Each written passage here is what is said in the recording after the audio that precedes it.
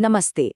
आज हम सब मिलकर क्लास 8 के हिंदी सिलेबस का एक बहुत ही इंटरेस्टिंग और सोचने पर मजबूर कर देने वाला चैप्टर समझने वाले हैं।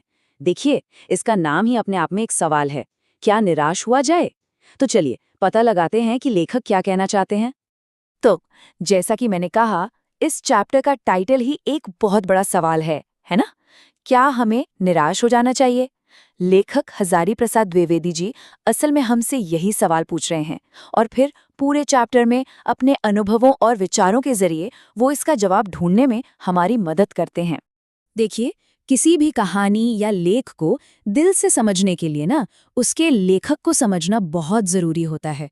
तो चलिए सबसे पहले इस पाठ के लेखक हजारी प्रसाद द्विवेदी जी के बारे में थोड़ा सा जान लेते हैं।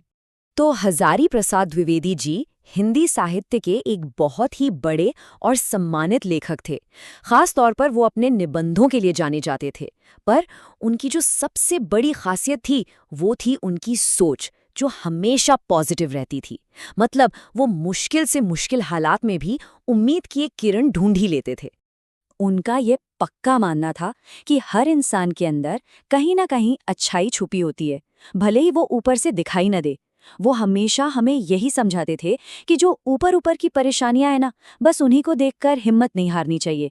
और सच बताऊं तो उनकी यही सोच इस पूरे चैप्टर को समझने की चाबी है। तो चलिए फिर अब इस चैप्टर की गहराइयों में उतरते हैं और लेखक के साथ साथ उनके विचारों के सफर पर निकलते हैं। देखते हैं कि आज की इस भाग दौड़ भरी दुनिया में वो उम्मीद कैसे खोजते हैं। लेखक चैप्टर की शुरुआत एक ऐसी सच्चाई से करते हैं जिसे हम सब रोज देखते हैं। अब खुद सोचिए, अखबार उठा लो या टीवी पर न्यूज़ लगा लो, चारों तरफ क्या है? ठगी, डकैती, चोरी, भ्रष्टाचार, बस यही सब खबरें भरी रहती हैं। अब ऐसा माहौल देखकर तो किसी का भी मन उदास हो जाएगा, निराश हो जाएगा, है ना? इस बात को ना एक बहुत ही सिंपल से एग्जाम्पल से समझते हैं। सोचिए, जब हम कभी ट्रैफिक जैम में फंसते हैं तो हमारा ध्यान किस पर जाता है? सिर्फ उन कुछ गाड़ियों पर जो लगातार हॉर्न बजा रही होती हैं या गलत तरीके से आगे निकलने की कोशिश करती हैं। पर हम उन सैकड़ों लोगों को तो देखते ही नहीं जो चुपचाप शांति से अपनी बारी का इंतजार कर रहे होते हैं। बस लेखक भी यही कहना चाहते हैं कि चंद बुरे लोगों की वजह से हमें पूरे समाज को बुरा नहीं मान लेना चाहिए। लेखक यहाँ एक और बहुत गहरी बात उठाते हैं। वो एक चिंता जाहिर करते हैं कि भाई ऐसा लगने लगा है जैसे समाज की वैल्यूज, हमारे मूल्य ही बदल रहे हैं। एक जमाना था जब ईमानदारी और मेहनत करने वालों की बहुत इज्जत होती थी, पर आज तो कई बार बेईमानी से काम निकालने वालों को स्मार्ट कहा जाता है और जो ईमानदार हैं उन्हें बेवकूफ़ समझ लिया जाता है। लेकिन ठीक इसी निराशा के माहौल में लेखक उम्मीद का हाथ नहीं छोड़ते।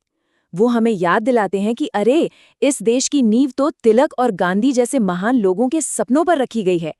एक ऐसा देश जिसका सपना सच्चाई और इंसानियत पर टिका था। और वो कहते हैं कि ये मूल्य आज भी हमारे समाज की जड़ों में जिंदा हैं, भले ही ऊपर उन पर थोड़ी धूल जम गई हो। और पता है, अपनी इस बात को साबित करने के लिए लेखक सिर्फ बड़ी बड़ी बातें नहीं करते, बल्कि वो अपनी जिंदगी से जुड़ी दो बिल्कुल सच्ची कहानियां हमें सुनाते हैं।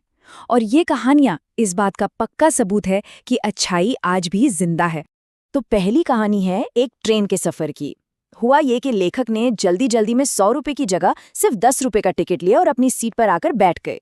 उन्हें पता भी नहीं चला, लेकिन थोड़ी देर बाद टिकट चेकर पूरे डिब्बे में उन्हें ढूंढते हुए आए और बहुत ही प्यार से उन्हें बचे हुए 90 रुपए वापस कर दिए। लेखक कहते हैं कि उस टिकट चेकर के चेहरे पर जो ईमानदारी की चमक थी ना, उसने इंसानियत पर उनके भरोसे को फिर से जगा दिया।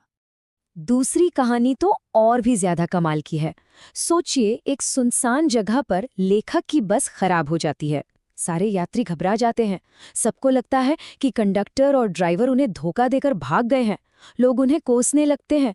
लेकिन कुछ घंटे बाद वही कंडक्टर वापस आता है। और कैसे? एक नई बस लेकर, और साथ में लेखक के भूखे बच्चों के लिए दूध और पानी भी लेकर आता है।